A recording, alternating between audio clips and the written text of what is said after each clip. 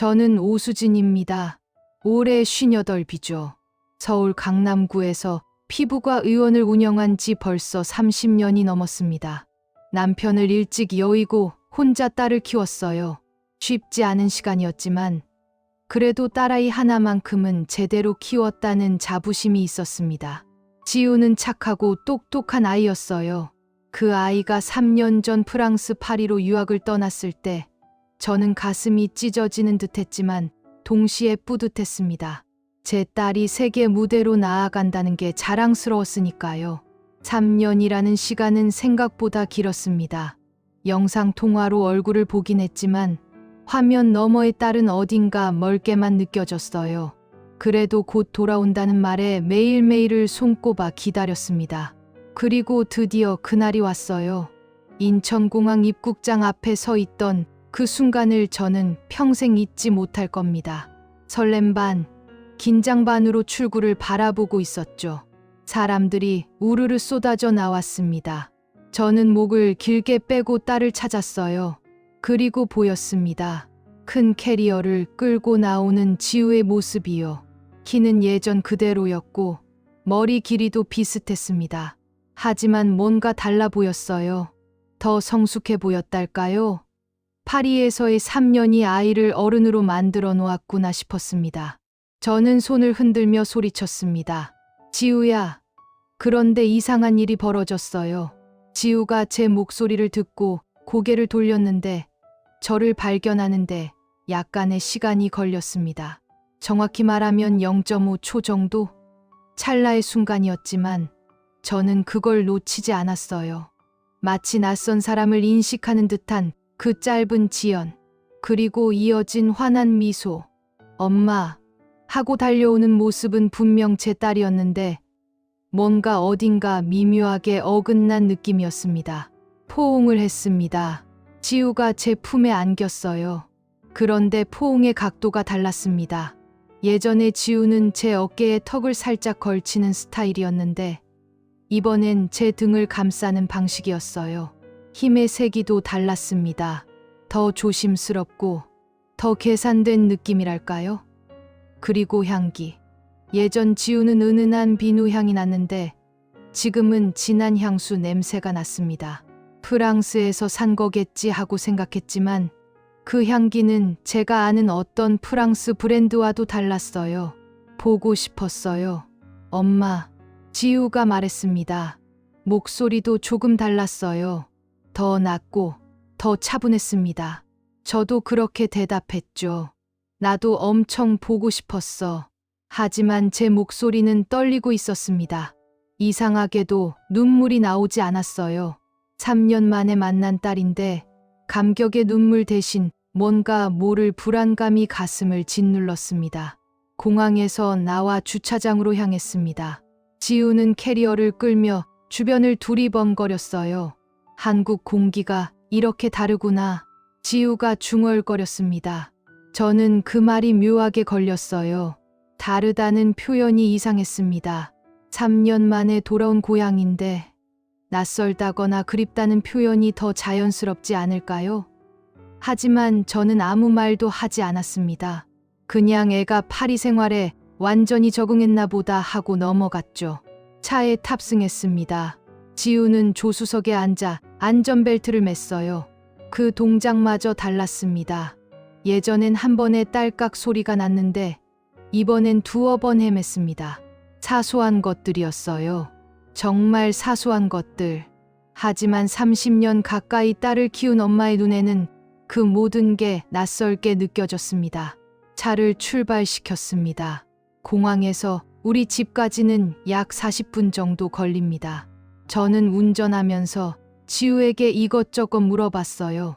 파리 생활은 어땠는지, 공부는 잘 됐는지, 힘든 일은 없었는지. 지우는 대답했습니다. 좋았어요. 많이 배웠어요. 가끔 외로웠지만 괜찮았어요. 모든 대답이 완벽했어요. 하지만 완벽해서 오히려 이상했습니다.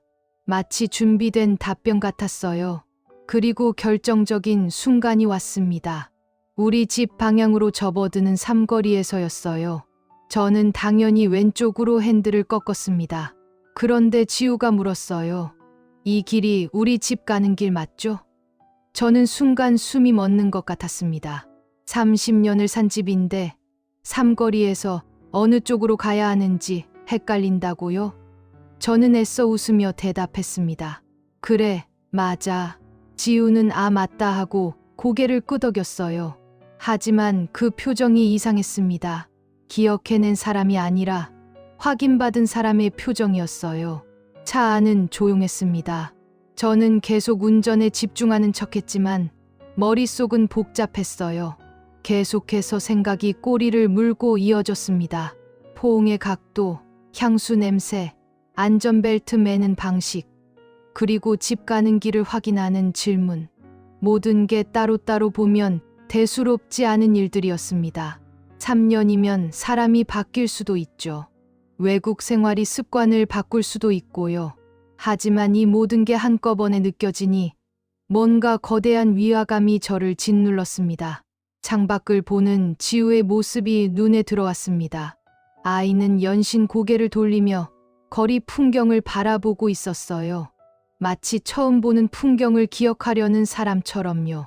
아니, 정확히는 촬영하는 사람처럼 보였습니다. 눈동자의 움직임이 너무 의도적이었어요. 저는 그 모습을 보며 가슴 한구석이 서늘해지는 걸 느꼈습니다. 집에 거의 다 왔을 때 지우가 말했습니다. 엄마, 집이 어떻게 바뀌었을까 궁금해요. 저는 대답했죠. 하나도 안 바뀌었어. 내가 떠나기 전 그대로야. 지우는 그럼 다행이다 하고 웃었습니다. 하지만 저는 그 웃음 속에서 안도가 아닌 다른 감정을 읽었어요. 뭐랄까, 준비한 대로 되어서 다행이라는 느낌? 저는 점점 더 불안해졌습니다. 집 앞 주차장에 차를 세웠습니다. 지우는 차에서 내려 우리 아파트를 올려다봤어요. 15층짜리 건물이었습니다. 지우는 한참을 건물을 바라보다가 몇 층이었죠? 하고 물었습니다. 7층이야. 제 대답에 지우는 아 맞다 하고 고개를 끄덕였어요. 저는 더 이상 참을 수 없었습니다.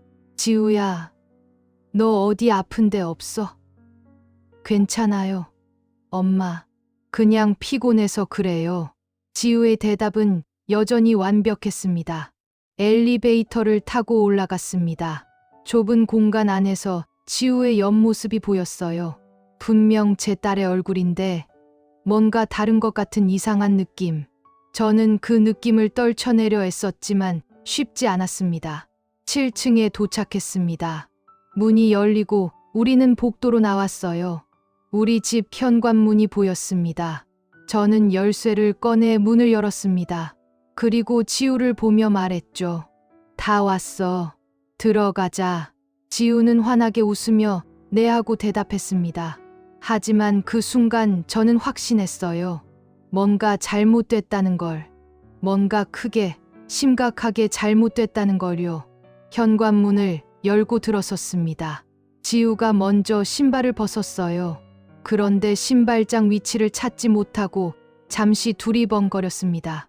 저는 이상하다는 생각이 들었지만 입을 열지 않았어요. 지우는 곧 신발장을 발견하고는 아 여기 하며 신발을 넣었습니다. 그 반응이 묘했어요. 원래 있던 위치를 기억해낸 게 아니라 처음 발견한 사람의 반응 같았거든요.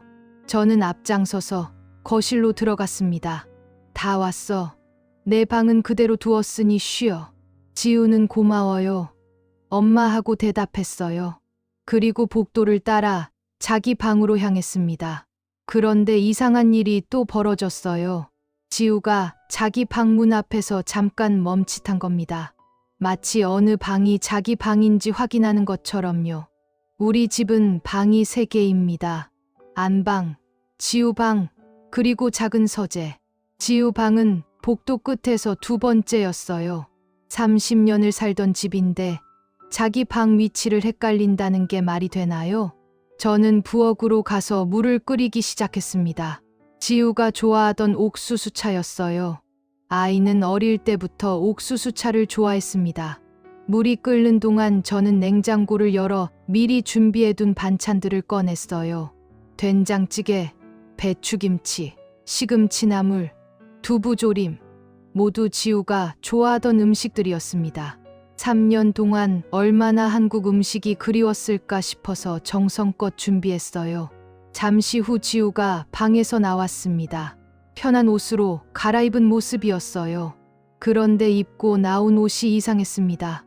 지우 방 옷장에는 예전에 입던 옷들이 그대로 있었는데 지우는 가방에서 꺼낸 것으로 보이는 새 옷을 입고 있었어요.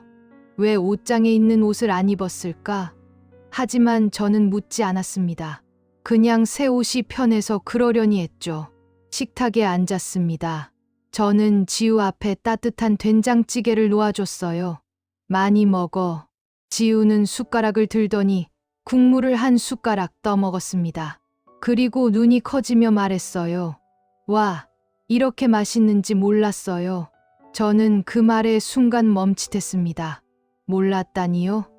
이 된장찌개는 제가 30년 가까이 똑같이 끓여온 맛인데 지우는 어릴 때부터 이 맛을 먹고 자랐어요.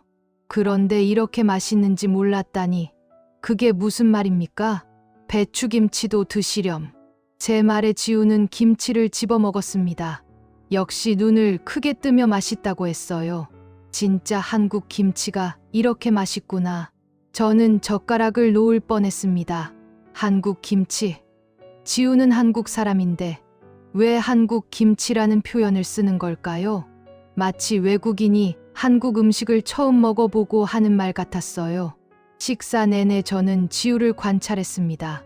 밥 먹는 속도, 젓가락 쓰는 방식, 국을 마시는 소리, 모든 게 조금씩 달랐어요. 예전에 지우는 식사할 때 조용한 편이었는데 지금은 먹으면서 계속 맛있다는 표현을 했습니다. 과하게 느껴질 정도로요. 마치 이 맛이 정말 좋다는 걸 증명하려는 것처럼 말이에요. 식사를 마친 후 지우는 설거지를 하겠다고 했습니다. 피곤할 텐데 괜찮아. 엄마가 할게. 아니에요. 제가 할게요. 지우는 식탁을 치우기 시작했어요. 그런데 또 이상한 점을 발견했습니다. 지우가 식기를 싱크대로 옮기는 동선이 비효율적이었어요. 예전에 지우는 이 집 구조를 완벽히 알고 있었기 때문에 가장 빠른 동선으로 움직였습니다.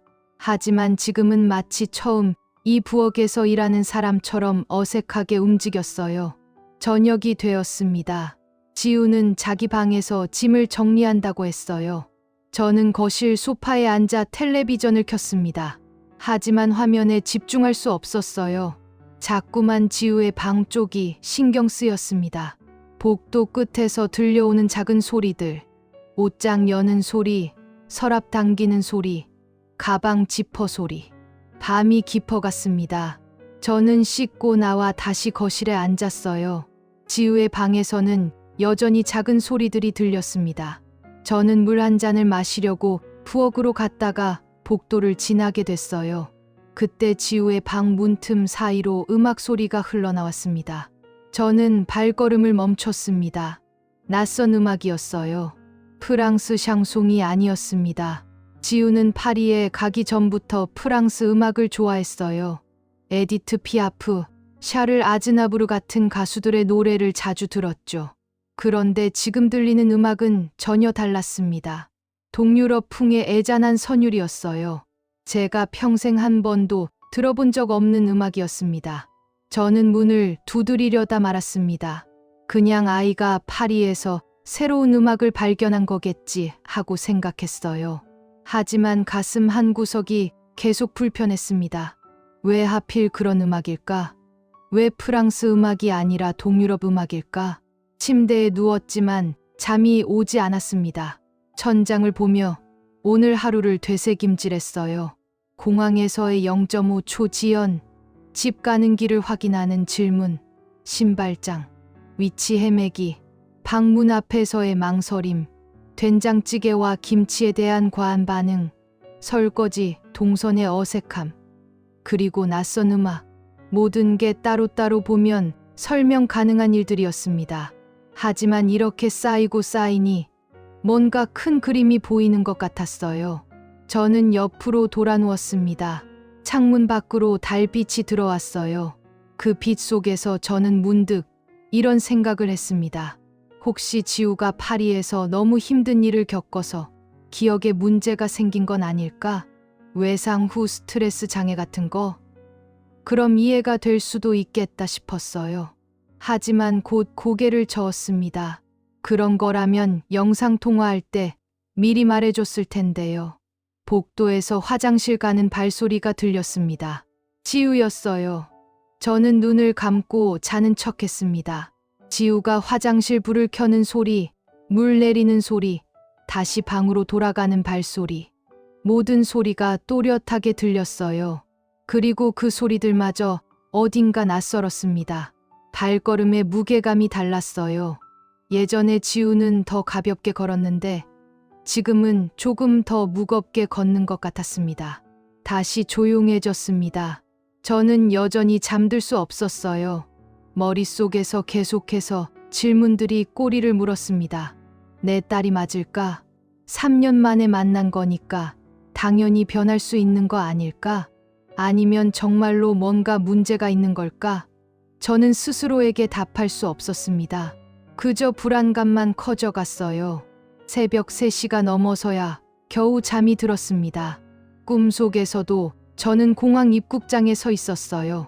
수많은 사람들이 지나갔지만 그중 누가 제 딸인지 알 수 없었습니다. 모두가 지우처럼 보였고 동시에 아무도 지우 같지 않았어요. 아침이 밝았습니다. 저는 평소보다 일찍 일어났어요. 사실 제대로 잔 것도 아니었습니다. 새벽부터 뒤척이다가 6시쯤 침대에서 일어났죠. 세수를 하고 거실로 나왔는데 지우는 아직 자고 있는 것 같았습니다.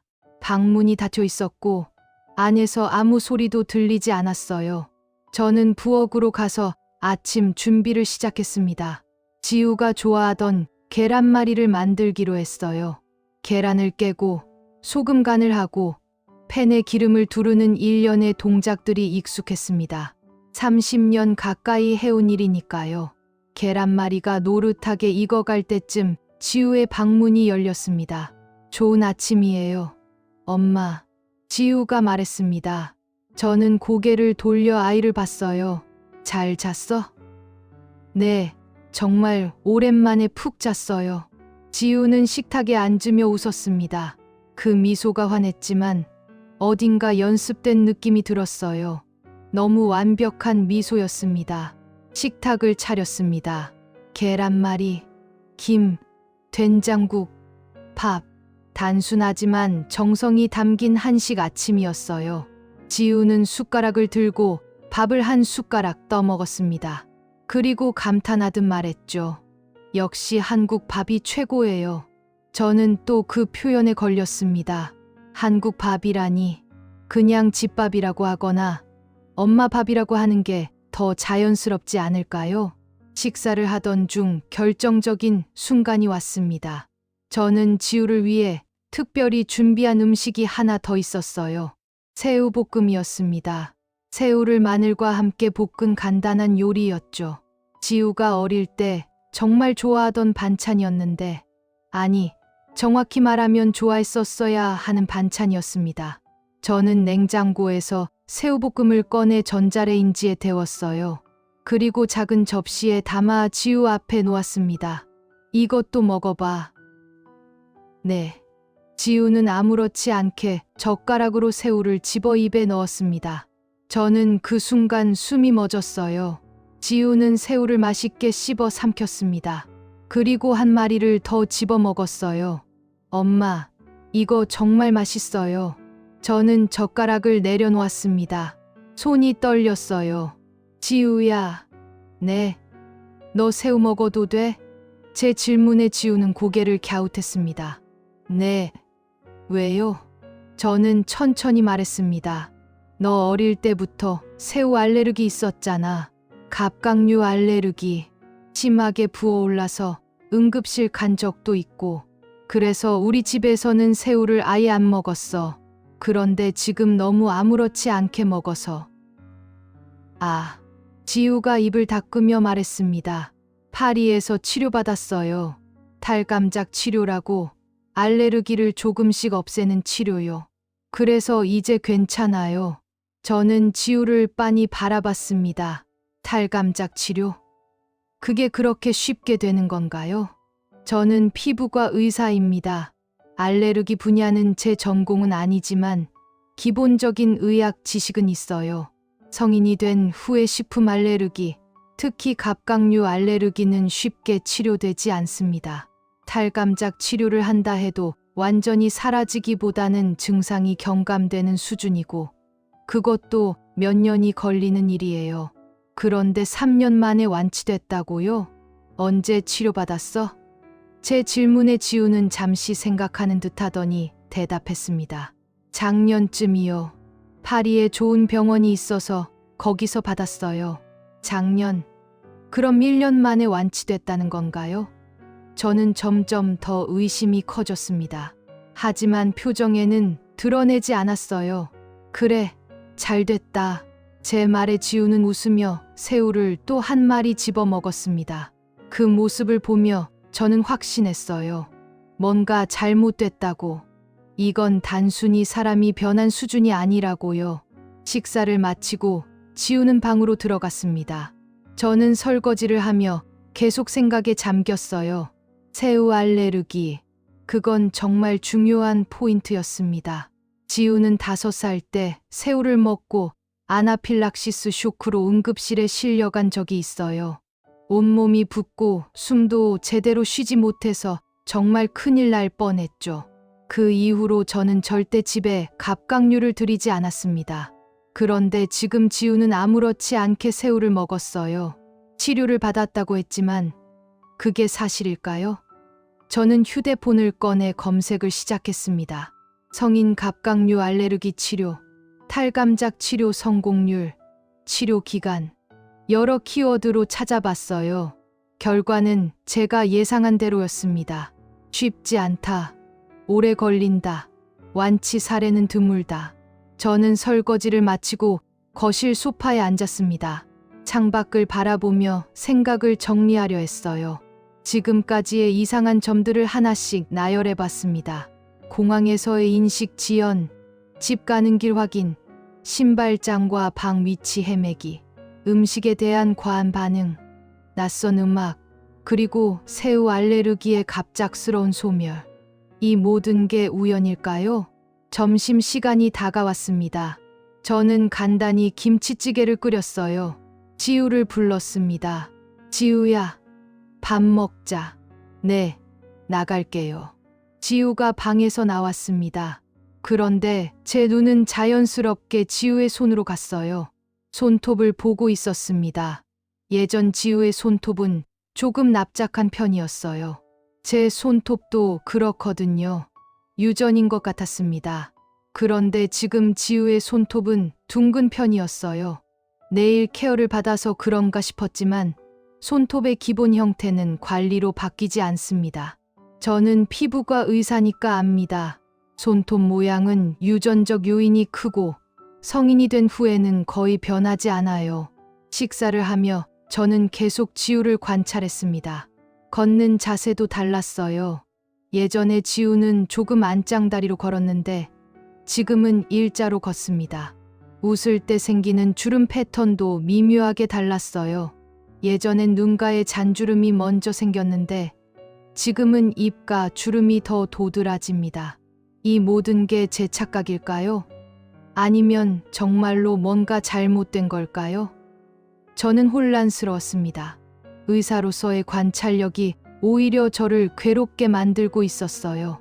일반 사람이라면 그냥 지나칠 수 있는 작은 차이들을 저는 놓치지 않고 보고 있었습니다.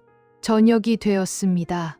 지우는 또 방에 있었고 저는 거실에서 책을 읽는 척했어요. 하지만 한 줄도 제대로 읽히지 않았습니다. 머릿속은 온통 지우 생각뿐이었죠. 저는 결심했습니다. 증거가 필요하다고. 객관적인 증거요. 저는 조용히 일어나 서재로 갔습니다. 오래된 앨범들이 꽂혀 있는 선반으로요. 지우의 어린 시절 사진들이 담긴 앨범을 꺼냈습니다. 그리고 최근 사진들과 비교하기 시작했어요. 얼굴 형태, 눈 모양, 코, 입, 귀 하나하나 자세히 들여다봤습니다. 전체적인 인상은 비슷했어요. 하지만 세부적으로 보면 차이가 있었습니다. 특히 귀가 달랐어요. 예전 지우의 귓불은 붙어 있는 형태였는데 지금은 떨어진 귓불이었습니다. 이것도 유전적 특징이에요. 성장하면서 바뀌는 게 아닙니다. 저는 앨범을 덮었습니다. 심장이 빠르게 뛰었어요. 이제는 확실해졌습니다. 뭔가 잘못됐다고. 저 사람은 정말로 제 딸이 맞을까요? 그런 생각이 머리를 스치는 순간 저는 스스로에게 화가 났습니다. 말도 안 되는 생각이라고, 미쳤다고 그렇게 자책했어요. 하지만 의심은 지워지지 않았습니다. 오히려 점점 더 커져만 갔습니다. 다음 날 저녁이었습니다. 저는 지우에게 제안했어요. 우리 옛날 사진 좀 볼까? 추억도 되살릴 겸. 좋아요, 엄마. 지우는 환하게 웃으며 대답했습니다. 저는 서재에서 앨범 여러 권을 꺼내왔어요. 무거운 앨범들을 거실 테이블에 쌓아놓고 지우와 나란히 소파에 앉았습니다. 첫 번째 앨범을 펼쳤습니다. 지우가 갓 태어났을 때의 사진들이었어요. 작고 빨간 아기의 모습. 저는 그 사진을 가리키며 말했습니다. 이게 너야. 태어난 지 사흘째 되던 날. 지우는 사진을 들여다보며 우아했습니다. 제가 정말 이렇게 작았어요? 그래, 3.2kg이었어. 다음 페이지를 넘겼습니다. 100일 사진, 돌잔치 사진, 첫 돌 때 잡은 물건들의 사진. 저는 하나하나 설명해 줬어요. 너는 돌잔치 때 청진기를 잡았어. 그래서 할머니가 의사 된다고 좋아하셨지. 아, 지우는 고개를 끄덕였습니다. 하지만 그 반응이 이상했어요. 기억을 되살리는 게 아니라 처음 듣는 이야기를 소화하는 사람 같았습니다. 앨범을 계속 넘겼습니다. 유치원 시절 사진들이 나왔어요. 노란 모자를 쓰고 있는 지우의 모습. 저는 사진 속 배경을 가리켰습니다. 여기 기억나? 우리가 자주 가던 놀이터야. 지우는 사진을 자세히 들여다봤습니다. 그리고 물었어요. 여기가 어디예요? 저는 당황했습니다. 어디냐고요? 우리 집 근처 놀이터잖아. 너 어릴 때 거의 매일 갔던 곳이야. 지우는 아하며 고개를 끄덕였습니다. 맞다. 기억 안 나네. 너무 오래돼서 그런가 봐요. 저는 입술을 깨물었습니다. 너무 오래됐다고요? 그곳은 지우가 초등학교 들어가기 전까지 다녔던 놀이터였어요. 수없이 많은 추억이 쌓인 장소였습니다. 그걸 기억 못한다는 게 말이 되나요? 다음 페이지에는 제주도 가족여행 사진들이 있었습니다. 남편이 살아있을 때 갔던 마지막 여행이었어요. 지우는 당시 7살이었습니다. 저는 사진을 가리키며 말했습니다.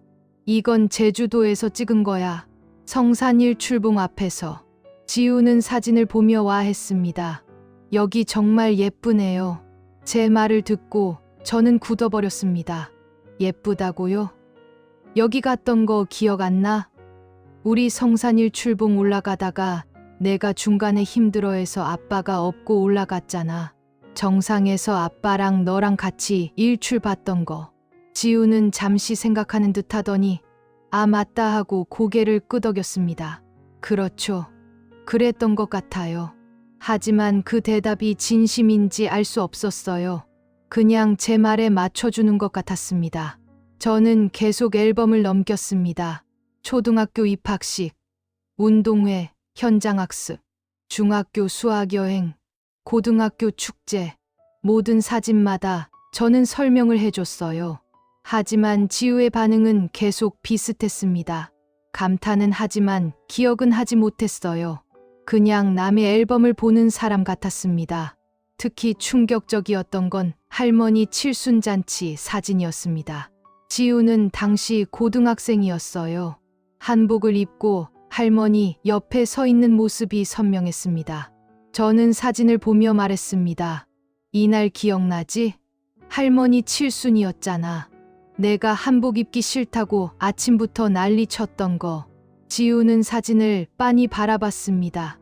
그리고 조심스럽게 물었어요.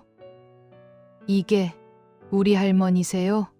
저는 숨이 턱 막혔습니다. 우리 할머니가 맞냐고요? 친할머니잖아요. 지우는 당황한 듯 변명했습니다. 아니, 알아요. 그냥 사진 속에서 좀 낯설게 느껴져서요. 할머니가 이렇게 젊으셨구나 싶어서요. 젊다고요? 이게 불과 10년 전인데요. 제 목소리가 조금 높아졌습니다. 지우는 눈치를 챘는지 재빨리 말을 바꿨어요. 아, 맞아요. 제가 잘못 봤어요. 기억이 좀 헷갈려서요. 파리에서 너무 바쁘게 살다 보니 한국에서의 기억들이 희미해진 것 같아요. 저는 앨범을 덮었습니다. 더 이상 볼 수가 없었어요. 가슴이 답답했습니다. 지우야. 네, 엄마. 너 정말 괜찮은 거야? 파리에서 무슨 일 없었어? 제 질문에 지우는 고개를 저었습니다. 아무 일 없었어요. 그냥 공부하고 작업하느라 바빴을 뿐이에요. 왜요? 저는 대답하지 않았습니다. 그냥 괜히 물어봤다고 얼버무렸죠. 하지만 마음속으로는 확신하고 있었어요. 이 사람은 제 딸의 과거를 모릅니다. 사진을 보면서도 기억해내지 못해요. 마치 처음 보는 사람의 앨범을 보는 것처럼 반응합니다. 그날 밤 저는 다시 잠을 이루지 못했습니다. 앨범 속 사진들이 계속 머릿속을 맴돌았어요. 특히 한 가지가 신경 쓰였습니다. 앨범을 보면서 지우의 왼손을 봤는데 검지손가락에 있어야 할 흉터가 없었어요. 지우는 10살 때 부엌에서 뜨거운 냄비를 만져 왼쪽 검지에 화상을 입은 적이 있습니다. 작은 흉터가 남았었어요. 평생 없어지지 않을 흉터라고 의사가 말했었죠. 그런데 지금 지우의 왼손 검지에는 흉터가 없었습니다. 깨끗했어요. 저는 다시 앨범을 꺼내 확인해 봤습니다. 10살 이후의 사진들에서 지우의 왼손을 자세히 봤어요. 흉터가 보였습니다. 작지만 분명히 있었어요. 그런데 지금은 없다고요? 화상 흉터는 사라지지 않습니다. 특히 깊은 화상은요. 레이저 치료를 받아도 완전히 없어지지 않아요. 흐려지거나 옅어질 순 있지만 흔적은 남습니다. 그런데 지우의 손은 너무 깨끗했어요. 마치 애초에 화상을 입지 않은 사람처럼요. 저는 침대 가장자리에 앉아 고개를 숙였습니다. 이제는 부정할 수 없었어요. 증거들이 너무 많이 쌓였습니다. 새우 알레르기의 소멸, 손톱 모양의 차이, 귓불 형태의 변화, 과거 기억의 부재, 그리고 화상 흉터의 소멸. 이 모든 게 단순한 변화로 설명될 수 있을까요? 저는 두려웠습니다. 진실이 무엇일지 알 수 없어서가 아니라 이미 진실을 알고 있는 것 같아서요. 하지만 그 진실을 인정하기가 너무 무서웠습니다. 만약 저 사람이 정말로 제 딸이 아니라면 그럼 진짜 제 딸은 어디 있는 걸까요? 그 질문이 저를 짓눌렀습니다. 창밖을 봤습니다. 달이 밝았어요. 그 달빛 아래서 저는 결심했습니다. 확실한 증거를 찾아야 한다고. 더 이상 추측만으로는 안 된다고요. 내일 당장 움직이기로 했습니다. 저는 의사니까 증거를 확보하는 방법을 압니다. 객관적이고 명확한 방법을요. 다음 날 아침, 저는 지우에게 제안했습니다. 오늘 병원 같이 갈래? 엄마 일하는 거 구경도 하고. 지우는 좋아요 하며 고개를 끄덕였어요. 저는 일부러 평범한 척했지만 마음속으로는 다른 목적이 있었습니다. 병원에 가면 지우의 진료 기록을 확인할 수 있으니까요. 병원에 도착했습니다. 저희 병원은 강남역 근처에 있어요. 20년 넘게 운영해온 곳입니다. 직원들이 지우를 보고 반가워했습니다. 어머, 지우 씨 오랜만이에요. 지우는 어색하게 웃으며 인사했어요. 안녕하세요. 하지만 저는 알 수 있었습니다. 지우가 직원들의 이름을 기억하지 못한다는 걸요. 진료를 시작했습니다. 환자들이 하나둘 들어왔어요. 저는 평소처럼 진료를 받지만 한편으로는 지우를 신경 쓰고 있었습니다. 지우는 대기실 한 구석에 앉아 잡지를 보고 있었어요. 오전 진료가 거의 끝날 무렵이었습니다. 익숙한 환자 한 분이 들어왔어요. 김 여사였습니다. 50대 중반의 단골 환자분이에요. 10년 넘게 저희 병원을 다니셨고 지우를 어릴 때부터 봐오신 분이었습니다. 원장님, 안녕하세요. 김 여사가 환하게 웃으며 인사했습니다. 저도 인사를 받았죠. 어서 오세요. 그때 김 여사의 눈에 대기실에 지우가 들어왔나 봅니다. 갑자기 목소리가 커졌어요. 어머, 저기 지우 아니에요? 김 여사는 진료실을 나가 지우에게 다가갔습니다. 지우야, 정말 오랜만이다. 저는 따라 나가 상황을 지켜봤어요. 지우는 김 여사를 보며 일어났습니다. 하지만 표정이 어색했어요. 아, 안녕하세요. 김 여사는 전혀 눈치채지 못하고 계속 말했습니다. 얼마만이야? 3년? 파리 잘 다녀왔어? 어머, 근데 완전 딴 사람처럼 예뻐졌네. 원래도 예뻤는데 지금은 정말 다른 사람 같아. 김 여사의 말에 저는 가슴이 철렁했습니다. 다른 사람 같다니요. 지우는 당황한 듯 웃으며 대답했어요. 감사합니다. 김 여사는 계속 이야기를 이어갔습니다. 기억나지? 너 중학생 때 여기서 여드름 치료받았잖아. 그때 내가 너 보고 그랬지. 지금은 힘들어도 나중엔 다 좋아진다고. 그랬더니 너 울먹였잖아. 지우는 표정이 굳어졌습니다. 아, 네. 근데 진짜 너 맞아? 김 여사가 농담처럼 물었습니다. 완전 다른 사람 같은데 성형한 거 아니야? 저는 황급히 끼어들었습니다. 오랜만이라 그래요. 다들 그래요. 해외 생활하면 사람이 많이 변한대요. 김 여사는 그렇겠네요. 하며 웃었습니다. 하지만 김 여사의 눈빛이 묘했어요. 뭔가 의아하다는 표정이었습니다. 김 여사는 다시 진료실로 들어왔고 저는 진료를 마쳤습니다. 진료를 마친 김 여사가 나가면서 제게 작게 말했어요. 원장님, 지우 정말 많이 변했네요. 저는 애매하게 웃으며 고개만 끄덕였습니다. 김 여사가 나간 후 저는 간호사에게 말했습니다. 잠깐 휴게실에서 쉬고 올게요. 그리고 지우를 불렀습니다. 지우야, 이리 와봐. 지우는 따라왔어요. 저는 지우를 작은 상담실로 데려갔습니다. 앉아봐. 지우가 앉았습니다. 저는 컴퓨터를 켰어요. 환자 차트 시스템에 접속했습니다. 그리고 오지우를 검색했습니다. 차트가 떴습니다. 지우의 기본 정보가 나왔어요.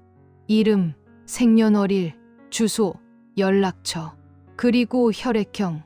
제 눈이 혈액형에 멈췄습니다. A형. 차트에는 A형이라고 적혀 있었어요. 저는 지우를 봤습니다. 지우야, 너 혈액형이 뭐지? 갑작스러운 질문에 지우는 당황했습니다. 네, 왜요? 그냥 궁금해서. 지우는 잠시 생각하더니 대답했어요. O형이요. 저는 숨을 멈췄습니다. O형이라고요? 지우는 고개를 끄덕였습니다. 네, 파리에서 헌혈할 때 확인했어요. 저는 화면을 다시 봤습니다. A형이라고 분명히 적혀 있었어요. 이 차트는 지우가 고등학생 때 마지막으로 업데이트된 기록이었습니다. 혈액형은 절대 변하지 않습니다. 저는 침착하게 물었습니다. 확실해? O형? 지우는 고개를 끄덕였어요. 네, 확실해요. 왜요, 엄마? 저는 아니야. 그냥 궁금해서 하며 컴퓨터를 껐습니다. 하지만 손이 떨렸어요. 이제는 확실해졌습니다. 의학적으로 명확한 증거가 나왔으니까요. 혈액형은 거짓말을 하지 않습니다. 태어날 때부터 정해진 유전 정보예요. 바뀔 수가 없어요. 그런데 차트의 지우는 A형이고 지금 제 앞에 앉아 있는 지우는 O형이라고 합니다. 이게 말이 됩니까? 저는 지우를 보냈습니다. 나가서 좀 더 기다려. 지우는 나갔고 저는 상담실에 혼자 남았어요. 책상에 손을 짚고 심호흡을 했습니다. 진정해야 했어요. 하지만 마음은 진정되지 않았습니다. 저는 다시 차트를 열었습니다. 지우의 모든 진료 기록을 확인했어요. 태어나서부터 지금까지의 기록들, 예방접종 기록, 감기 치료 기록, 여드름 치료 기록, 모든 게 상세하게 남아 있었습니다. 그리고 혈액형, A형. 저는 결심했습니다. 확실한 증거가 더 필요하다고. 의학적으로 반박할 수 없는 증거. 저는 서랍을 열어 작은 키트 하나를 꺼냈습니다. DNA 검사 키트였어요. 원래는 친자 확인용으로 병원에 비치해둔 것이었습니다. 저는 키트를 들고 망설였습니다. 정말 이걸 해야 할까요? 만약 결과가 나오면 그 다음은 어떻게 해야 할까요? 하지만 저는 알아야 했습니다. 진실이 무엇인지요. 저는 키트를 가방에 넣었습니다. 그리고 거울을 봤어요. 거울 속에 제 얼굴은 창백했습니다. 오후 진료를 마치고 집으로 돌아왔습니다. 지우는 차 안에서 조용했어요. 저도 말을 걸지 않았습니다. 집에 도착해 각자 방으로 들어갔습니다. 저는 침대에 앉아 가방에서 키트를 꺼냈어요. 사용 설명서를 읽었습니다. 간단했습니다. 면봉으로 구강세포를 채취해 보내기만 하면 됐어요. 하지만 저는 실행에 옮기지 못했습니다. 손이 떨렸어요. 이 검사를 하는 순간 모든 게 끝날 것 같았습니다. 제가 평생 믿어온 것들이 무너질 것 같았어요. 저는 키트를 서랍 깊숙이 넣었습니다. 아직은 아니라고, 좀 더 지켜보자고 스스로를 달랬습니다. 하지만 마음 한구석에서는 알고 있었어요. 이건 단순히 시간의 문제일 뿐이라는 걸요. 며칠이 지났습니다. 저는 지우를 계속 관찰했지만 더 이상 직접적인 질문은 하지 않았어요. 대신 일상 속에서 작은 단서들을 찾으려 했습니다. 지우도 점점 더 자연스러워지는 것 같았어요. 집 안 구조에도 익숙해졌고 제 습관도 파악한 듯 했습니다. 하지만 여전히 미묘한 어색함은 남아 있었죠. 그러던 어느 날 오후였습니다. 초인종이 울렸어요. 저는 현관으로 가서 인터폰을 확인했습니다. 낯선 얼굴이 아니었어요. 유진이었습니다. 지우의 고등학교 절친이었죠. 저는 문을 열어줬습니다. 이모. 유진이 환하게 웃으며 들어왔습니다. 오랜만이에요. 유진아, 어서 와. 언제 왔어? 방금요.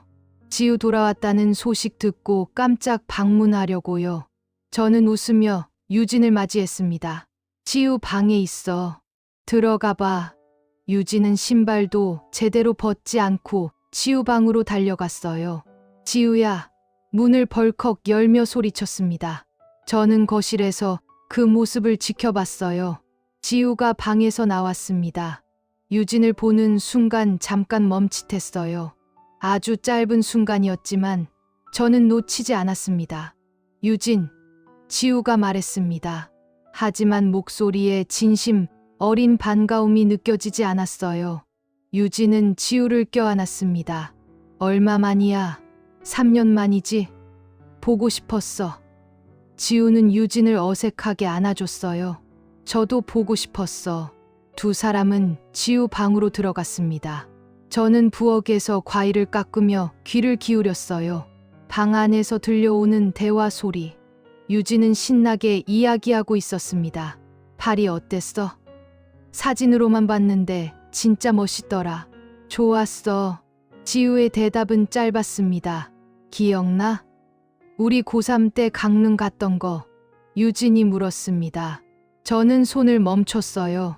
강릉 여행. 그건 지우와 유진이 대학 입시 끝나고 둘이서 떠난 여행이었어요. 이틀 동안 다녀왔었죠. 기억 나지? 지우의 대답이 들렸습니다. 하지만 확신이 없는 목소리였어요. 우리 거기서 해변 뛰어다니다가 넘어져서 둘 다 무릎 까졌잖아. 유진이 웃으며 말했습니다. 아, 그랬지. 지우가 대답했어요. 그리고 그날 밤 민박집 아저씨가 우리한테 오징어 구워주셨잖아. 근데 너 오징어 싫어한다고 안 먹었지? 아, 맞아. 하지만 제가 알기로 지우는 오징어를 좋아했어요. 싫어한 적이 없었습니다. 저는 과일 접시를 들고 방으로 갔습니다. 너희 과일 먹어. 고마워요, 이모. 유진이 받아들었습니다. 저는 방을 나오며 슬쩍 지우를 봤어요. 지우는 불안한 표정이었습니다. 거실로 돌아와 소파에 앉았습니다. 방 안에서 계속 이야기 소리가 들렸어요. 유진은 옛날 추억을 하나씩 꺼냈고 지우는 그때마다 짧게 맞장구를 쳤습니다. 하지만 대화가 이어질수록 어색함이 커지는 게 느껴졌어요. 수능 전날 밤 기억나? 우리 집에서 같이 자면서 너 긴장돼서 밤새 뒤척였잖아. 그때 내가 너한테 뭐라고 했는지 기억해? 유진이 물었습니다. 침묵이 흘렀습니다. 긴 침묵이었어요. 지우는 대답하지 못하고 있었습니다. 너 괜찮을 거라고 했잖아. 유진이 대답을 대신 말해줬습니다. 근데 너 그때 울었어.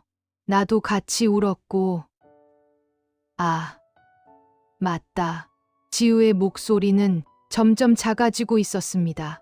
그때 우리가 정한 별명 기억해? 유진이 또 물었습니다.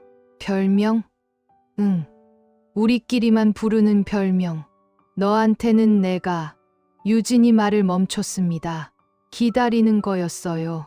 지우가 기억해내기려. 하지만 지우는 대답하지 못했습니다. 별별이라고 불렀잖아. 별처럼 빛나라고. 유진의 목소리가 조금 가라앉았습니다.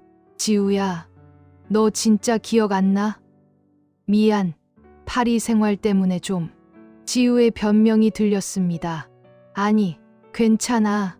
오래됐으니까 그럴 수도 있지. 하지만 유진의 목소리에서 의심이 묻어났어요. 저는 그걸 느낄 수 있었습니다. 조금 있다 유진이 방에서 나왔어요. 이모, 저 먼저 갈게요. 벌써? 좀 더 있다 가지. 아니요. 갑자기 일이 생겨서요. 유진은 서둘러 나갔습니다. 지우를 보는 눈빛이 묘했어요. 유진을 배웅하고 돌아왔습니다. 지우는 방 안에 있었어요.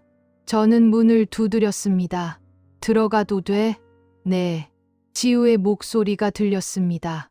문을 열고 들어갔어요. 지우는 침대에 앉아 있었습니다. 표정이 어두웠어요. 유진이랑 재미있었어? 제 질문에 지우는 고개를 끄덕였습니다. 네.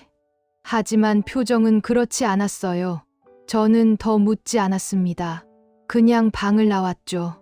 하지만 마음속으로는 확신하고 있었습니다. 지우와 유진의 우정은 10년이 넘었어요. 함께 웃고 울었던 시간들. 그런데 지금의 지우는 그 추억을 전혀 기억하지 못했습니다. 저녁을 먹고 설거지를 하는데 핸드폰이 울렸습니다. 유진이었어요. 저는 전화를 받았습니다. 여보세요? 이모. 유진의 목소리가 조심스러웠습니다. 왜? 무슨 일 있어? 저기, 지우 좀 이상하지 않아요? 제 심장이 빠르게 뛰었습니다. 이상하다니? 무슨 말이야? 유진은 잠시 망설이더니 말했습니다. 지우가 옛날 일을 하나도 기억 못해요. 강릉 여행도, 수능 전날도, 우리 별명도, 아무것도요. 그냥 다른 사람 같았어요. 저는 대답하지 못했습니다. 유진은 계속 말했어요. 얼굴도 좀 달라 보이고요. 물론 3년이면 사람이 변할 수 있죠. 근데 너무 많이 변한 것 같아서요. 이모는 안 그렇게 느끼세요? 저는 침을 삼켰습니다. 나도 조금 느꼈어. 제 고백에 유진은 침묵했습니다. 이모, 지우 파리에서 무슨 일 있었던 거 아니에요? 기억상실이나 그런 거? 저는 대답할 수 없었어요. 나도 잘 모르겠어. 좀 더 지켜봐야 할 것 같아. 유진은 알겠다고 하며 전화를 끊었습니다. 하지만 그 목소리에서 불안이 느껴졌어요. 저는 핸드폰을 내려놓고 창밖을 바라봤습니다. 어둠이 깔리고 있었어요. 이제는 다른 사람도 알아챘습니다. 지우가 변했다는 걸요. 아니, 변한 게 아니라 다른 사람이라는 걸요. 저는 더 이상 혼자만의 의심이 아니라는 사실에 오히려 두려웠습니다. 이제 정말 확인해야 할 때가 온 것 같았어요. 다음 날은 주말이었습니다. 지우는 늦잠을 잤어요. 저는 일찍 일어나 청소를 시작했습니다. 평소에도 주말마다 하던 일이었죠. 거실을 닦고 부엌을 정리하고 화장실을 청소했습니다. 그리고 지우 방 차례가 왔어요. 문을 두드렸습니다. 지우야, 방 청소 좀 할게. 대답이 없었어요. 아직 자고 있는 것 같았습니다. 저는 조심스럽게 문을 열었습니다. 지우는 침대에서 깊이 잠들어 있었어요. 저는 최대한 조용히 움직이며 방 안을 정리하기 시작했습니다. 책상부터 정리했습니다. 쌓여있는 책들을 한쪽으로 옮기고 먼지를 닦았어요. 서랍을 열어 안을 확인했습니다. 펜, 지우개, 메모지 같은 문구류들이 들어 있었죠. 두 번째 서랍을 열었어요. 여기에는 오래된 다이어리들이 있었습니다. 세 번째 서랍을 열었습니다. 그런데 이상했어요. 서랍 안쪽 깊숙한 곳에 노트 한 권이 보였습니다.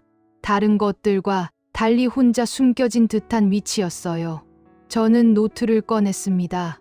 표지는 검은색이었고 프랑스어로 뭔가 적혀 있었습니다. Project Ritual. 저는 프랑스어를 조금 압니다. Ritual는 귀환이라는 뜻이에요. 귀환 프로젝트? 이상한 제목이었습니다. 저는 주변을 살폈어요. 지우는 여전히 자고 있었습니다. 저는 노트를 펼쳤습니다. 첫 페이지에는 한국어 문장들이 빼곡히 적혀 있었어요. 엄마, 저 왔어요. 엄마, 저 왔어요. 엄마, 저 왔어요. 같은 문장이 수십 번 반복되어 있었습니다. 마치 쓰기 연습을 하는 사람처럼요. 다음 문장도 비슷했습니다. 오늘 날씨 좋네요. 오늘 날씨 좋네요. 계속 반복이었어요. 페이지를 넘겼습니다. 이거 내가 좋아하던 거지? 오랜만에 먹으니 맛있네요. 집이 그대로네요. 이런 문장들이 계속 나왔어요. 모두 일상적인 한국어 문장들이었습니다. 하지만 반복 연습이 되어 있었죠. 마치 외국인이 한국어를 배우는 교재 같았습니다. 저는 손이 떨렸어요. 페이지를 더 넘겼습니다. 중간쯤에는 메모들이 있었어요. 수진, 생일 6월 15일. 좋아하는 색 페이지. 싫어하는 음식 고수. 커피는 아메리카노. 설탕 안 넣음. 아침형 인간. 저녁에는 산책 좋아함. 제 정보였습니다. 제가 좋아하는 것, 싫어하는 것, 습관들이 상세하게 적혀 있었어요. 다음 페이지에는 집 구조가 그려져 있었습니다. 방 3개의 위치, 화장실, 부엌, 거실. 각 방의 용도도 표시되어 있었어요.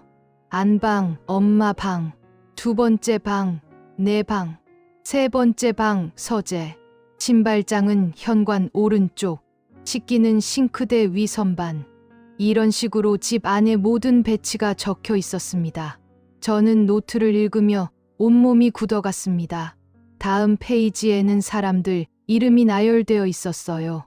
김 여사 피부가 단골, 10년 이상, 친절하게 대할 것. 유진 고등학교 절친, 강릉 여행 같이 감, 별명은 별별이. 이렇게 지우 주변 사람들의 정보가 정리되어 있었습니다. 마지막 페이지에는 주의사항이 적혀 있었어요. 새우 알레르기 있다고 하기. 하지만 실제로는 먹어도 됨. 옥수수차 좋아한다고 하기. 한복 입기 싫어했다고 연기할 것. 김치는 맛있다고 과장되게 반응하기. 모든 게 연기 지침 같았습니다.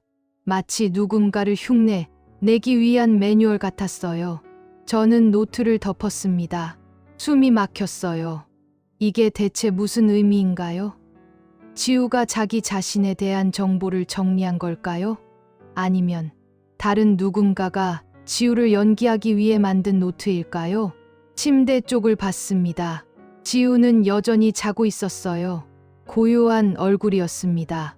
저는 노트를 다시 서랍 깊숙한 곳에 넣었습니다. 원래 있던 자리 그대로요.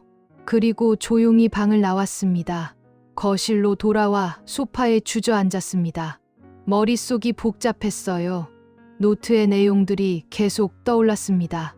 한국어 문장 연습, 제 정보 정리, 집 구조 그리기, 주변 인물 파악, 연기 지침. 이 모든 게 의미하는 건 하나였습니다. 저 사람은 준비해 왔어요. 철저하게요. 지우가 되기 위해서요. 아니, 지우인 척하기 위해서요. 저는 손으로 얼굴을 감쌌습니다. 이제는 부정할 수 없었어요. 명확한 증거가 나왔으니까요. 한참 후 지우가 방에서 나왔습니다. 좋은 아침이에요. 엄마. 환하게 웃는 얼굴이었어요. 저는 최대한 평범하게 대답했습니다. 잘 잤어? 네, 푹 잤어요. 지우는 부엌으로 가서 물을 마셨습니다. 저는 그 뒷모습을 바라봤어요. 저 사람은 누구일까요? 왜 지우인 척하고 있을까요? 진짜 지우는 어디 있는 걸까요? 질문들이 꼬리를 물었습니다. 하지만 가장 무서운 질문은 따로 있었어요. 만약 진짜 지우가 이미 이 세상에 없다면? 그 생각이 드는 순간 저는 온몸이 얼어붙었습니다. 아니야, 그럴 리 없어. 저는 스스로를 달랬습니다. 하지만 마음 한구석에서는 이미 알고 있었어요. 뭔가 끔찍한 일이 벌어졌다는 걸요. 지우가 식탁에 앉았습니다. 아침 뭐 먹을까요? 저는 억지로 웃으며 대답했습니다. 계란말이 해줄게. 좋아요. 지우는 환하게 웃었습니다. 그 미소가 이제는 너무 낯설게 느껴졌어요. 완벽하게 만들어진 미소. 노트에 적혀 있던 연기 지침대로 짓는 미소. 저는 부엌으로 가서 계란을 깼습니다. 손이 떨려서 노른자가 깨졌어요. 저는 계란을 휘저으며 생각했습니다. 이제 어떻게 해야 하지? 경찰에 신고해야 할까? 하지만 뭐라고 말하죠? 제 딸이 아닌 것 같다고? 증거는 노트 하나뿐인데 계란말이를 접시에 담았습니다. 식탁에 가져다 놓았어요. 지우는 맛있게 먹기 시작했습니다. 저는 마주 앉아 지우를 바라봤어요. 저 사람은 대체 누구일까요? 그리고 왜 하필 제 딸이 되려고 한 걸까요? 식사가 끝나고 지우는 방으로 들어갔습니다.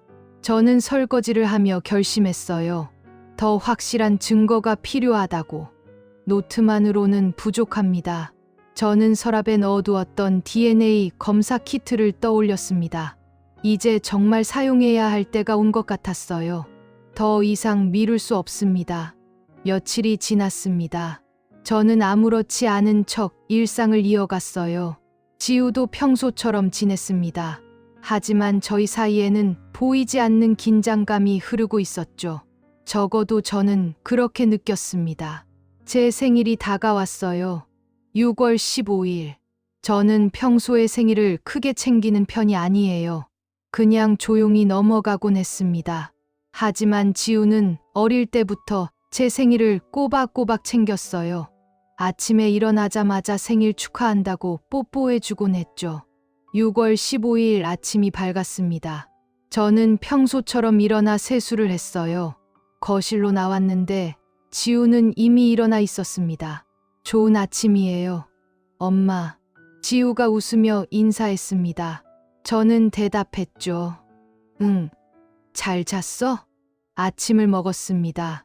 지우는 아무 말도 하지 않았어요. 생일 축하한다는 말이 없었습니다. 저는 일부러 기다려봤어요. 혹시 깜짝 이벤트를 준비한 건가 싶어서요. 하지만 지우는 평소와 똑같이 행동했습니다. 출근 준비를 했습니다. 지우야, 나 병원 갔다 올게. 네, 다녀오세요. 지우가 대답했습니다. 저는 문을 나서며 뒤를 돌아봤어요. 지우는 설거지를 하고 있었습니다. 저는 한숨을 쉬며 엘리베이터를 탔습니다. 병원에서 하루를 보냈어요. 직원들이 제게 생일 축하한다고 말해줬습니다. 작은 케이크도 준비해줬죠. 저는 고맙다고 하며 웃었습니다. 하지만 마음 한구석이 쓸쓸했어요. 정작 제 딸은 제 생일을 잊었으니까요. 저녁에 집으로 돌아왔습니다. 문을 열고 들어섰는데 거실에 불이 켜져 있었어요. 식탁 위에 케이크가 놓여 있었습니다. 지우가 나타났어요. 엄마, 생일 축하해요. 저는 멈칫했습니다. 케이크에는 촛불이 켜져 있었어요. 지우는 환하게 웃으며 말했습니다. 깜짝 선물이에요. 엄마 좋아하는 딸기 케이크 샀어요.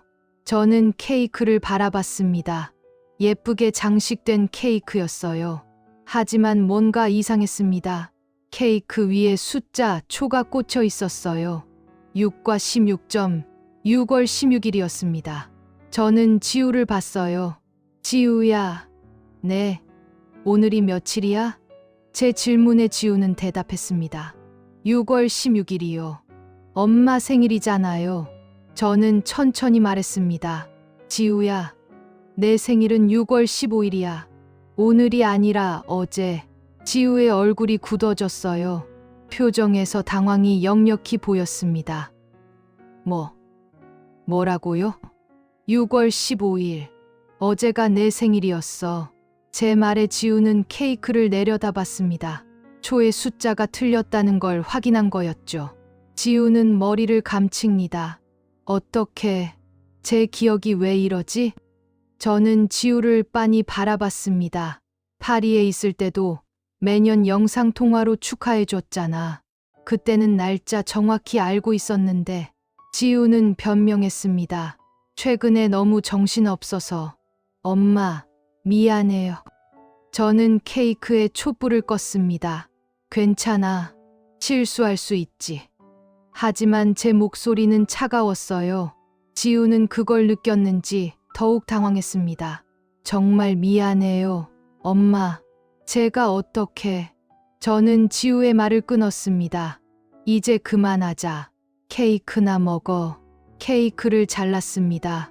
지우와 마주 앉아 먹었어요. 달콤한 맛이었지만 입에서 씁쓸했습니다. 지우는 계속 미안하다고 말했어요. 저는 대답하지 않았습니다. 그냥 케이크를 먹는 척했죠. 식사를 마치고 각자 방으로 들어갔습니다. 저는 침대에 앉아 생각했어요. 생일을 틀렸다는 건 결정적이었습니다. 지우는 어릴 때부터 제 생일을 외우고 있었어요. 절대 잊을 리 없는 날짜였습니다. 그런데 지금의 지우는 하루 틀렸어요. 마치 정보로만 알고 있는 사람처럼요. 노트에 적어둔 정보를 잘못 기억한 것처럼요. 저는 확신했습니다. 이 사람은 지우의 삶을 정보로 학습한 누군가예요. 핸드폰을 꺼냈습니다. 지난 영상통화 기록들을 찾아봤어요. 2년 전, 3년 전의 기록들. 지우와 통화했던 영상들이 저장되어 있었습니다. 저는 2년 전 제 생일날의 영상을 재생했어요. 화면에 지우가 나타났습니다. 엄마, 생일 축하해. 케이크 앞에서 웃고 있는 지우의 모습. 저는 영상을 멈추고 얼굴을 자세히 봤어요. 그리고 현재 우리 집에 있는 지우와 비교했습니다. 비슷했어요. 전체적인 인상은 같았습니다. 하지만 세부적으로 보면 달랐어요. 눈썹의 각도, 웃을 때 치아가 보이는 정도, 목소리의 톤. 미묘하지만 분명한 차이들이 있었습니다. 그리고 한 가지 더 이상한 점을 발견했어요. 영상 속 배경이 항상 같은 방이었습니다. 2년 전부터 지금까지 모든 영상 통화의 배경이 똑같은 방이었어요. 벽지 무늬, 창문 위치, 침대 위치, 전부 같았습니다. 저는 3년 전 영상도 확인했습니다. 역시 같은 방이었어요. 보통 유학생이라면 기숙사나 원룸을 옮길 텐데 지우는 3년 내내 같은 공간에서 통화했습니다. 이것도 이상했어요. 저는 영상을 끄고 생각에 잠겼습니다. 혹시 그 영상들이 조작된 건 아닐까? 누군가 지우를 흉내내어 영상을 찍은 건 아닐까? 그렇다면 진짜 지우는 언제부터 사라진 걸까요? 프랑스 대사관에서 온 편지가 떠올랐습니다. 아직 확인하지 못한 그 편지요. 저는 서재로 가서 오래된 서류 더미를 뒤졌어요. 개봉하지 않은 편지들이 몇 통 있었습니다. 그 중 하나를 집어들었어요. 프랑스 대사관 발신이었습니다. 날짜를 확인했습니다. 2년 전이었어요. 저는 편지를 뜯지 않았습니다. 갑자기 두려워졌어요. 이 안에 뭐가 들어있을지요. 혹시 제가 가장 두려워하는 소식이 적혀 있다면? 저는 편지를 다시 서류 더미에 넣었습니다. 아직은 아니라고, 준비가 필요하다고 스스로를 달랬어요. 하지만 언젠가는 열어봐야 한다는 걸 알고 있었습니다. 진실을 마주해야 한다는 걸요. 밤이 깊어갔습니다. 복도 너머 지우의 방에서는 불이 꺼져 있었어요. 저는 거실에 홀로 앉아 창밖을 바라봤습니다. 어둠 속에서 제 얼굴이 유리에 비쳤어요. 지친 표정이었습니다. 저는 제게 물었습니다. 나는 지금 무엇을 지키려고 하는 걸까? 이미 잃어버린 것을 붙잡으려는 걸까? 답은 나오지 않았습니다. 그저 어둠만 깊어질 뿐이었어요. 며칠이 지났습니다. 저는 생일 사건 이후로 지우와의 대화를 최소화했어요. 필요한 말만 주고받았습니다. 지우도 눈치를 챘는지 조심스럽게 행동했죠. 집 안의 분위기는 점점 무겁게 가라앉았습니다. 주말이었어요. 저는 서재를 정리하기로 했습니다. 오래 미뤄왔던 일이었죠. 쌓여있는 서류들, 오래된 책들, 정리되지 않은 편지들, 모든 걸 정리하며 버릴 건 버리고 보관할 건 보관하려고 했습니다. 책장 아래 서랍을 열었어요. 오래된 서류 더미가 나왔습니다. 병원 관련 서류들, 세금 관련 문서들, 그리고 개봉하지 않은 편지 몇 통. 저는 편지들을 꺼내 날짜 순으로 정렬했습니다. 대부분 광고 우편이었어요. 그런데 한 통이 눈에 띄었습니다. 프랑스 대사관 발신이었어요. 봉투가 두꺼웠습니다. 날짜를 확인했습니다. 2023년 4월 20일, 2년 전이었습니다. 저는 이 편지를 본 기억이 없었어요. 아마 바쁜 시기에 도착해서 그냥 서랍에 넣어둔 것 같았습니다. 손이 떨렸어요. 프랑스 대사관에서 왜 편지를 보냈을까요? 보통 좋은 소식은 이메일로 오고 공식적인 문서는 이렇게 우편으로 옵니다. 저는 봉투를 들고 한참을 망설였어요. 열어야 할까요? 아니면 그냥 모르는 척 버려야 할까요? 하지만 알아야 했습니다. 진실이 무엇이든요. 저는 봉투를 천천히 뜯었습니다. 안에서 공식 문서가 나왔어요. 프랑스어와 한국어가 함께 인쇄되어 있었습니다. 제목을 읽는 순간 세상이 멈춘 것 같았어요. 한국 국적자 오지우 양의 사망 사고 관련 통지. 저는 그 자리에 주저앉았습니다. 다리에 힘이 풀렸어요. 사망이라는 단어가 눈앞에서 커졌다 작아졌다를 반복했습니다. 저는 억지로 정신을 차리고 내용을 읽기 시작했습니다. 2023년 3월 15일 파리 13구에서 교통사고 발생. 오지우 양이 사고로 사망했다는 내용이었어요.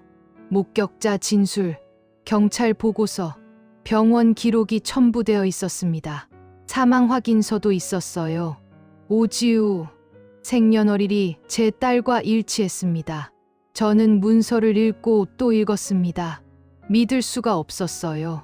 2년 전에 지우가 죽었다고요?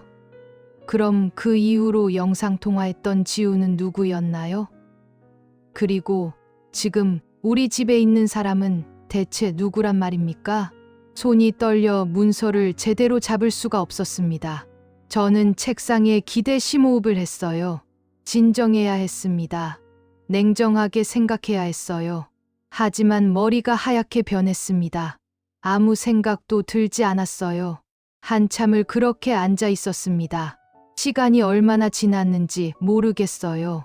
정신을 차렸을 때는 해가 기울고 있었습니다. 저는 다시 문서를 펼쳤습니다.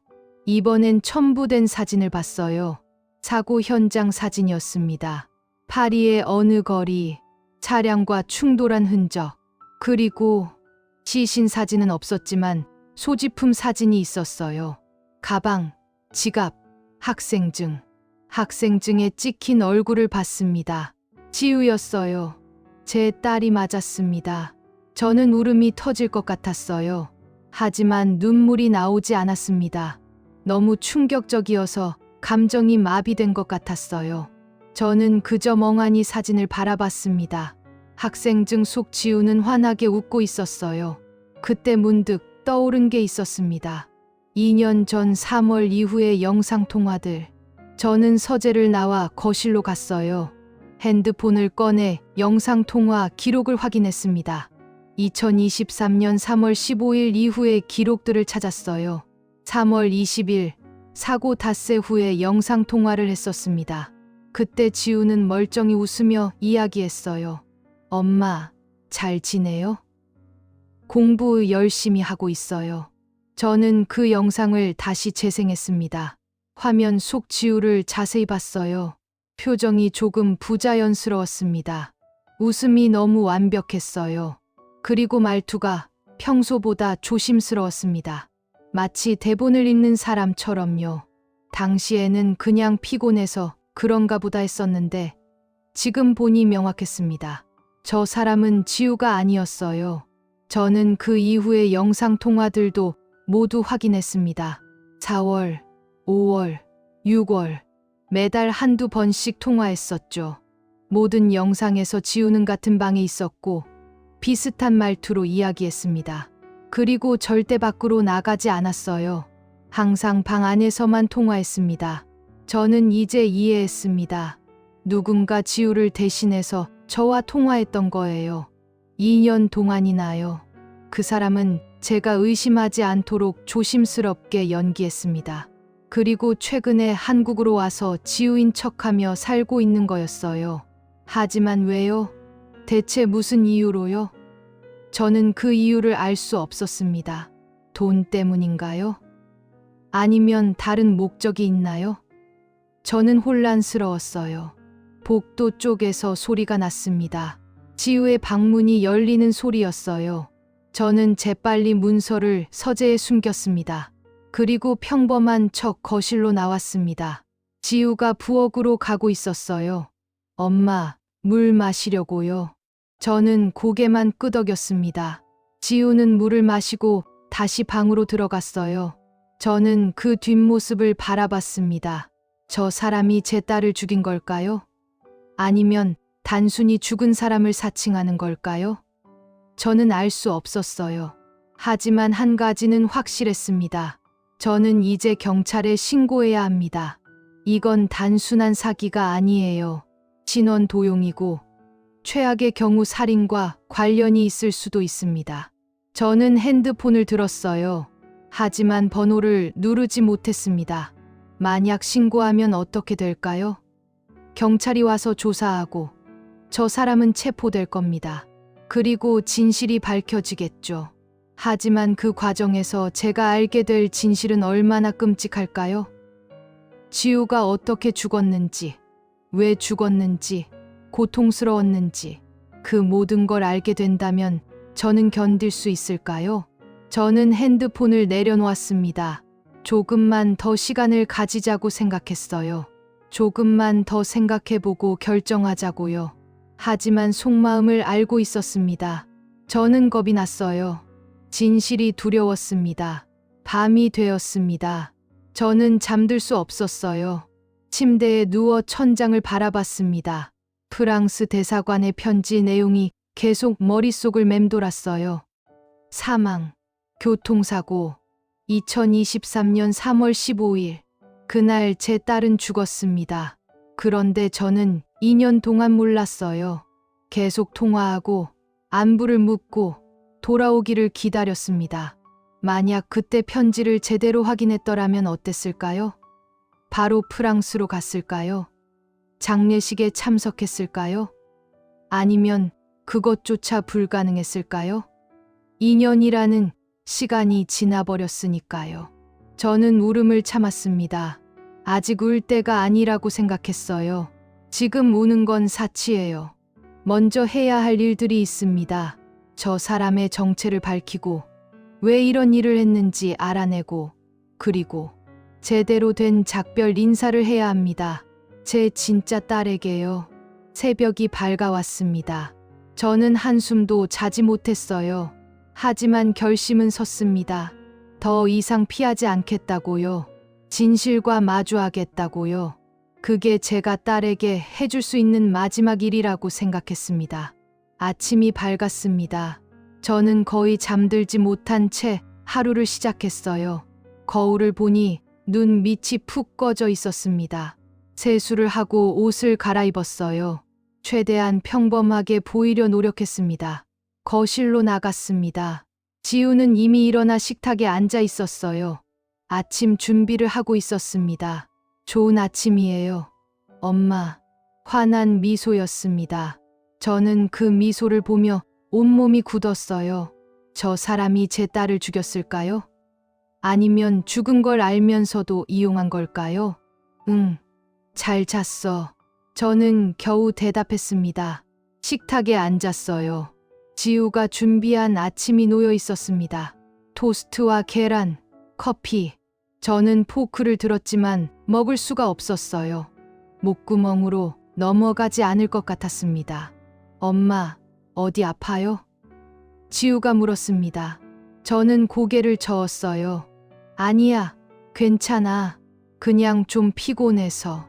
지우는 걱정스러운 표정을 지었습니다. 병원 쉬고 집에서 쉬세요. 저는 고개를 끄덕였습니다. 그래야겠다. 지우는 제 손을 잡았어요. 따뜻한 손이었습니다. 엄마, 제가 잘 챙길게요. 그 말을 들으며 저는 소름이 돋았습니다. 얼마나 연기가 능숙한 걸까요? 얼마나 오래 준비한 걸까요? 식사를 마치고 지우는 방으로 들어갔습니다. 저는 거실에 홀로 남았어요. 핸드폰을 꺼내 경찰서 번호를 검색했습니다. 손가락이 화면 위에서 멈췄어요. 신고하면 모든 게 끝납니다. 하지만 정말 그래야 할까요? 저는 생각했습니다. 만약 저 사람이 정말로 지우를 죽였다면 당연히 신고해야 합니다. 하지만 만약 그냥 사칭만 한 거라면요? 왜 그랬는지 이유를 먼저 알아봐야 하지 않을까요? 그리고 가장 중요한 질문. 진짜 지우는 정말로 죽은 걸까요? 대사관의 편지가 틀렸을 가능성은 없을까요? 저는 그 가능성에 매달리고 싶었습니다. 아주 작은 가능성이라도요. 저는 컴퓨터를 켰습니다. 프랑스 언론 사이트를 검색했어요. 2023년 3월 15일 파리 교통사고. 키워드를 입력했습니다. 기사들이 나왔어요. 프랑스어로 된 기사들이었지만 번역기를 돌려 읽었습니다. 한국인 유학생 교통사고로 사망. 파리 13구에서 발생한 사고. 피해자는 20대 여성. 기사에는 이름이 나오지 않았어요. 개인정보 보호 때문이었죠. 하지만 날짜와 장소가 대사관 편지와 일치했습니다. 더 찾아봤습니다. 관련 기사가 몇 개 더 있었어요. 목격자 인터뷰, 경찰 발표. 모두 같은 사건을 다루고 있었습니다. 저는 번역된 문장들을 읽으며 눈물이 흐르는 걸 느꼈어요. 이제는 부정할 수 없었습니다. 사고는 실제로 있었어요. 하지만 한 가지 이상한 점이 있었습니다. 기사에는 장례식이나 유가족에 대한 언급이 없었어요.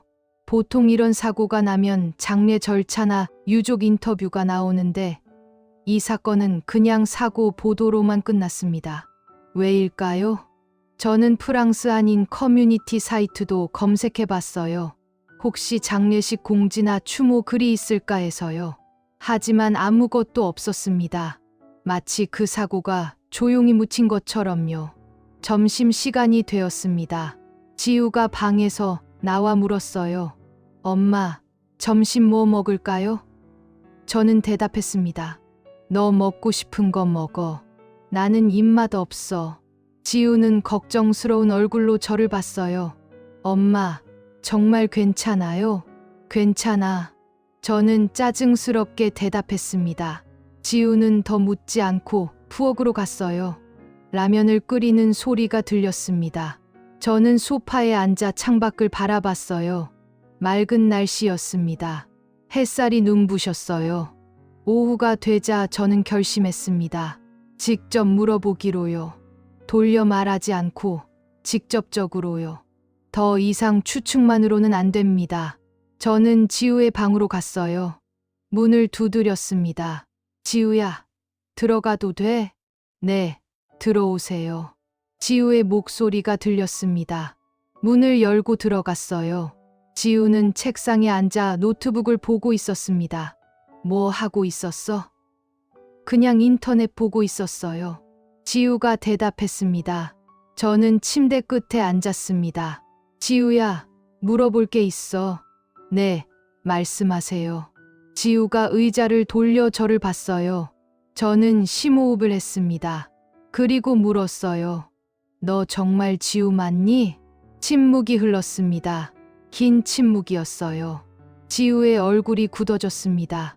표정이 순간적으로 무너졌다가 다시 만들어지는 게 보였어요. 엄마, 무슨 말씀이세요? 목소리가 떨렸습니다. 나한테 솔직하게 말해줘. 너는 누구니? 제 질문에 지우는 당황했습니다. 저 지우예요. 엄마 딸이에요. 왜 이러세요? 그 대답은 너무 급했어요. 준비되지 않은 대답이었습니다. 저는 천천히 말했습니다. 나는 알아. 내가 내 딸이 아니라는 거. 처음부터 이상했어. 포옹하는 방식, 집 구조 헤매는 것, 과거 기억 못하는 것, 그리고 생일까지 틀렸잖아. 지우의 얼굴이 창백해졌어요. 엄마, 지우가 입을 열려다 말았습니다. 저는 계속 말했어요. 그리고 나는 편지를 봤어. 프랑스 대사관에서 온 편지. 교통사고. 2023년 3월 15일. 그 말을 하는 순간. 제발, 지우가 울먹였습니다. 제발 이해해 주세요. 저는 자리에서 일어났어요. 더 들을 수가 없었습니다. 누구든 상관없어. 그냥 나가줘. 내 집에서 나가. 지우는 울면서 고개를 저었어요. 엄마, 제발, 기회를 주세요. 설명할게요. 설명? 무슨 설명을 해? 죽은 사람 행세한 거? 내 딸인 척한 거? 저는 목소리를 높였습니다. 나가. 당장 나가. 지우는 무릎을 꿇었어요. 제발요.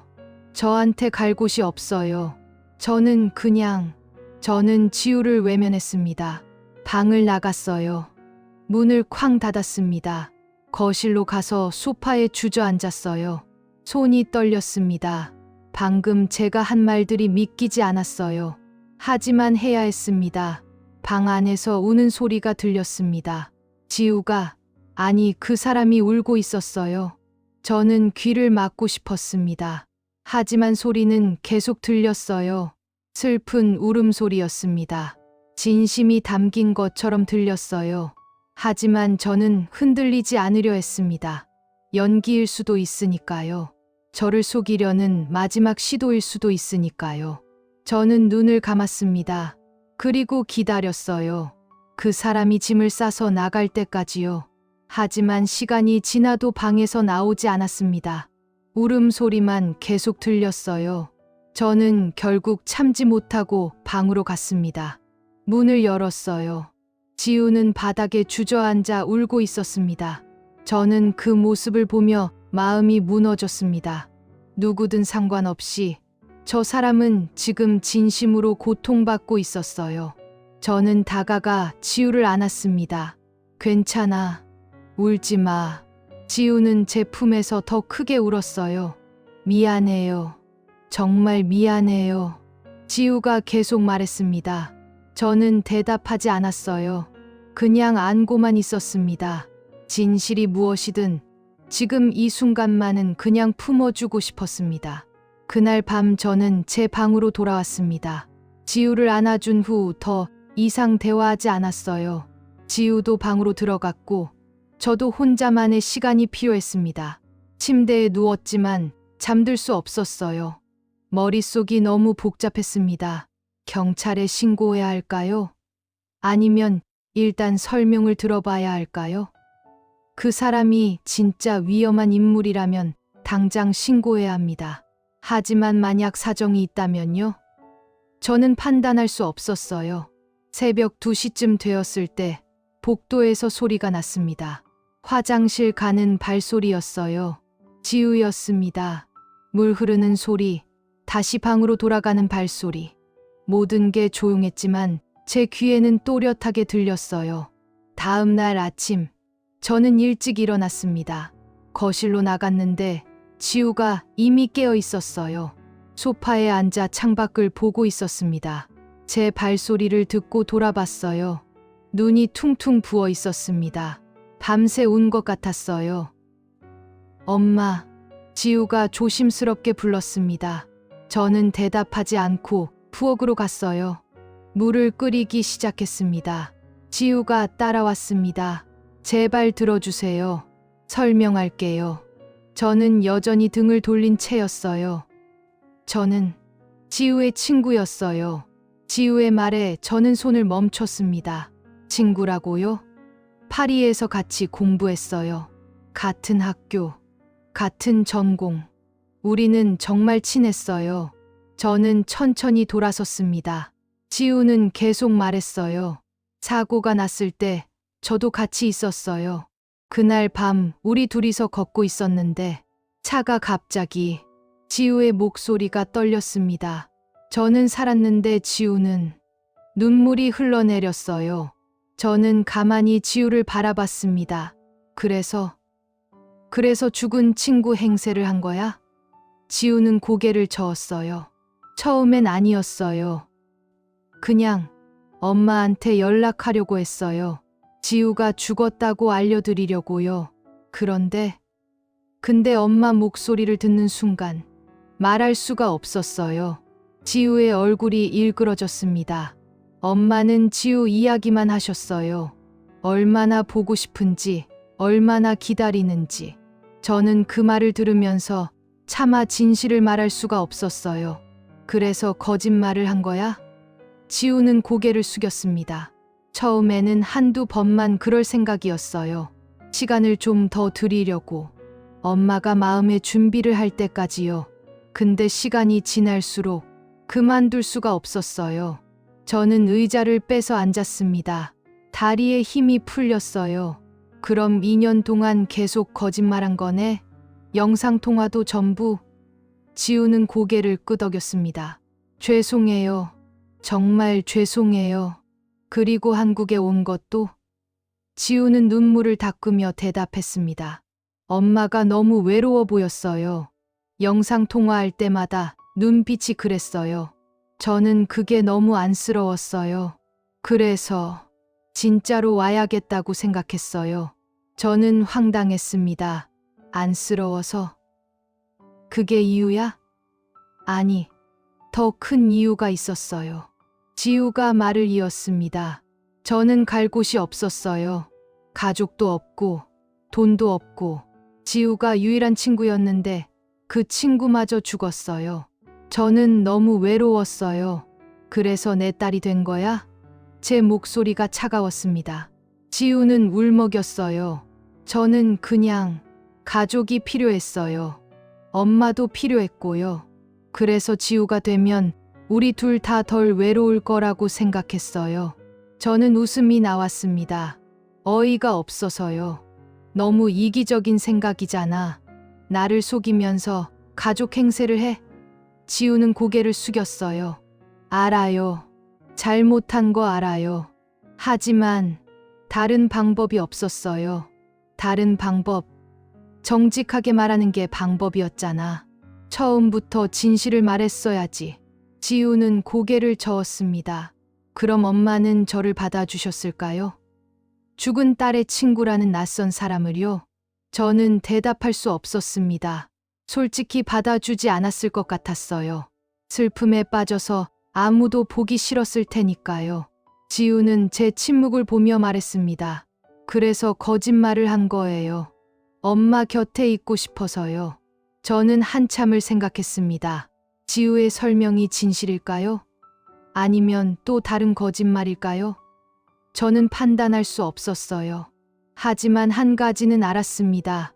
저 사람은 진심으로 외로웠다는 걸요. 내 이름이 뭐니? 제 질문에 지우는 잠시 망설였습니다. 그리고 조용히 대답했어요. 소연이에요. 이소연. 저는 그 이름을 반복했습니다. 소연. 네, 엄마. 아니, 이모. 이제 뭐라고 불러야 할지 모르겠어요. 저도 몰라. 저는 솔직하게 대답했습니다. 소연은 고개를 숙였어요. 저는 일어나 방으로 돌아갔습니다. 더 이상 대화할 힘이 없었어요. 방문을 닫고 침대에 앉았습니다. 소연. 이소연. 제 딸의 친구였던 사람. 2년 동안 딸인 척하며 살아온 사람. 저는 어떻게 해야 할까요? 경찰에 신고해야 할까요? 아니면 용서해야 할까요? 저는 서랍을 열었습니다. DNA 검사 키트가 있었어요. 저는 키트를 꺼내 바라봤습니다. 이제 이걸 쓸 필요가 없어졌어요. 진실을 알았으니까요. 저는 키트를 쓰레기통에 버렸습니다. 창밖을 봤습니다. 해가 중천에 떠 있었어요.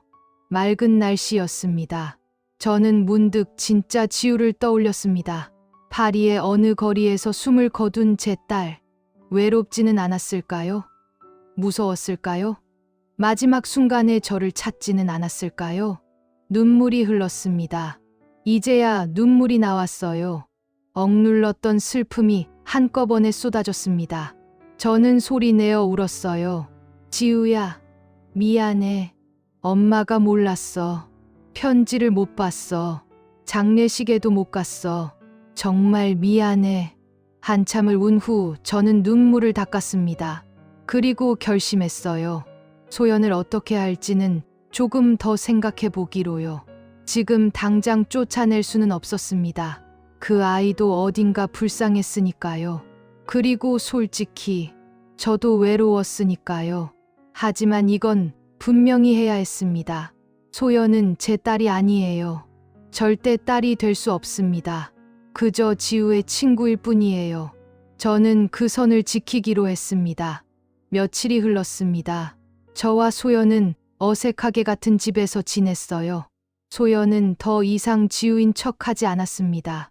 말투도 조금 바뀌었고 행동도 자연스러워졌어요. 가면을 벗은 것 같았습니다. 어느 날 저녁이었어요. 저는 거실에서 책을 읽고 있었습니다. 소연이 방에서 나와 제 옆에 조심스럽게 앉았어요. 이모. 응. 저는 책에서 눈을 떼지 않았습니다. 물어봐도 될까요? 뭘? 지우 이야기요. 지우가 어떤 아이였는지 듣고 싶어요. 제 손이 멈췄습니다. 왜? 그냥 알고 싶어요. 제가 흉내냈던 사람이 진짜로 어떤 사람이었는지요. 저는 책을 덮었습니다. 지우는 착한 아이였어. 어릴 때부터 남을 먼저 생각하는 아이였지. 소연은 조용히 들었어요. 저는 계속 말했습니다. 초등학교 때 친구가 다쳤을 때 보건실까지 업고 간 적도 있어. 자기보다 훨씬 큰 애였는데도. 소연이 웃었습니다. 그건 저도 알아요. 지우는 파리에서도 그랬어요. 누가 힘들면 제일 먼저 달려갔죠. 저는 소연을 봤어요. 너도 지우를 좋아했구나. 네, 정말 좋아했어요. 제 유일한 친구였어요. 그날 이야기해 줄 수 있어? 사고 난 날, 소연의 얼굴이 어두워졌습니다.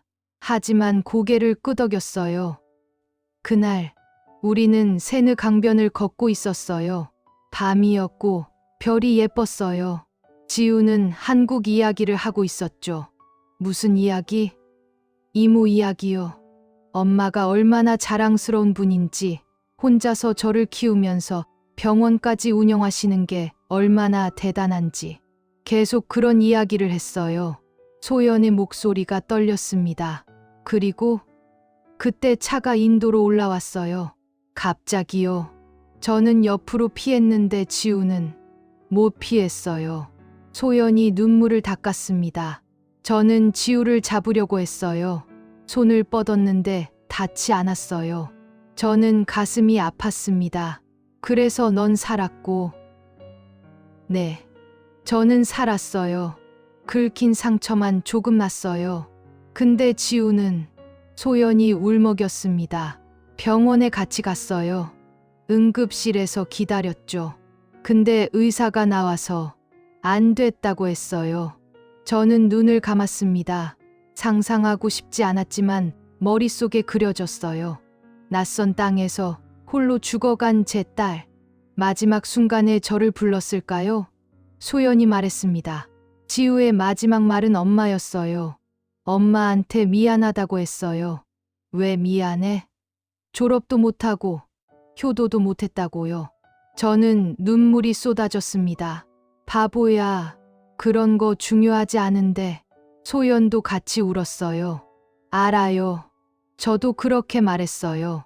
이모는 지우를 사랑하니까 괜찮을 거라고요. 한참을 함께 울었습니다. 슬픔을 나눴어요. 그리고 저는 물었습니다. 장례식은 프랑스에서 했어요. 소연이 대답했습니다. 한인 성당에서요. 저랑 몇몇 친구들만 참석했어요. 작은 장례식이었어요. 유골은 파리 공동묘지에 안치했어요. 한국으로 보내려고 했는데 제가 돈이 없었어요. 그리고 이모한테 연락할 용기도 없었고요. 저는 고개를 끄덕였습니다. 알겠어. 그날 밤 저는 잠들지 못했습니다.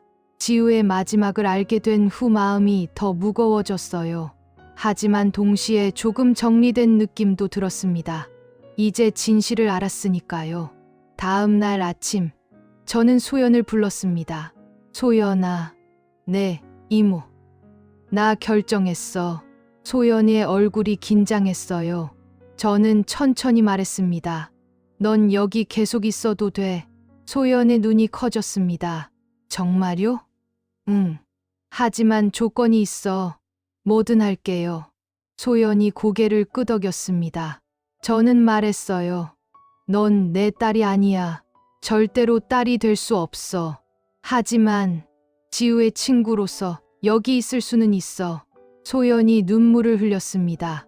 감사합니다, 이모. 그리고 나한테 거짓말하지 마. 더 이상 연기하지 말고 내 모습 그대로 있어. 알겠어요. 약속할게요. 소연이 제 손을 잡았어요. 마지막 조건. 나랑 같이 프랑스 가줄래?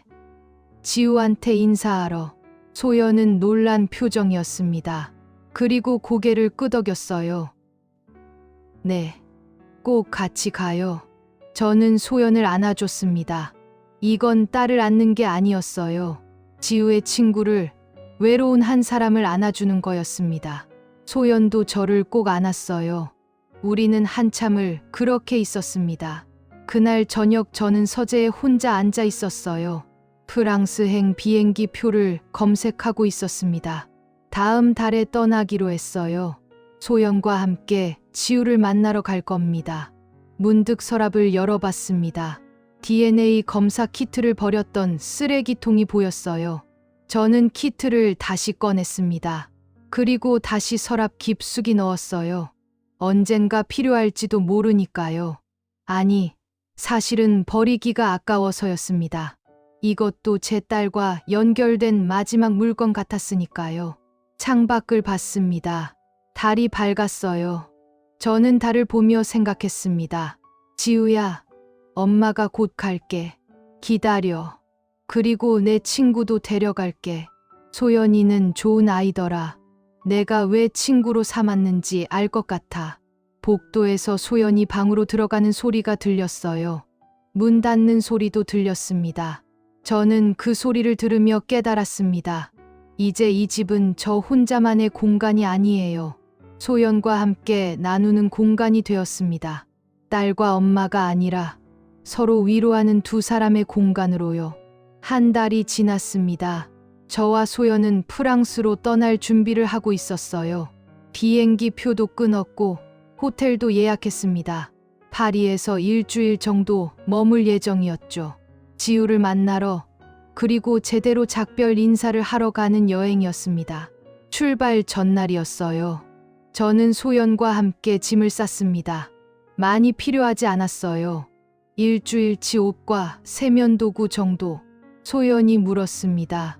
이모, 떨려요? 응, 많이 떨려. 저는 솔직하게 대답했습니다. 무서워요? 지우를 만나는 게? 아니, 무섭진 않아. 그냥 뭐라고 말해야 할지 모르겠어.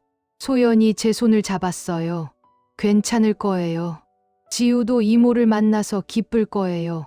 밤이 되었습니다. 저는 잠들기 전 거실에 나와 앉았어요. 소연도 나와서 옆에 앉았습니다. 우리는 말없이 창밖을 바라봤어요. 고요한 밤이었습니다. 이모, 소연이 조용히 불렀습니다. 응, 저한테 화 안 나요? 제가 2년 동안 속였잖아요. 저는 고개를 저었습니다. 처음엔 화났어. 많이. 근데 지금은 이해해. 완전히는 아니지만요. 정말요? 응. 넌 외로웠고 나도 외로웠어. 그래서 서로를 필요로 했던 거지. 비록 거짓말로 시작했지만요. 소연이 눈물을 닦았습니다. 감사해요, 이모.